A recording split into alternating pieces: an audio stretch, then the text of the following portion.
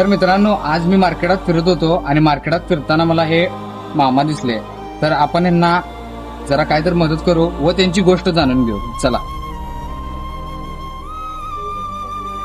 मामा, हे असं का करताय तुम्ही? का करताय म्हणजे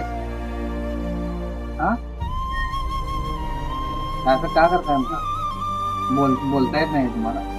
येत नाही येत? काय असतं तुम्ही जे करताय की नाही व्यवस्थित हनुमानाचा वेशभूषा एक नंबर केला. समजा थंड पाणी आहे तुझ्या? हा, बरं वाटलं तुम्हाला बोल.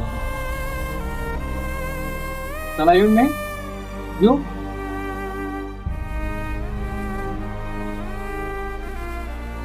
चला हाय.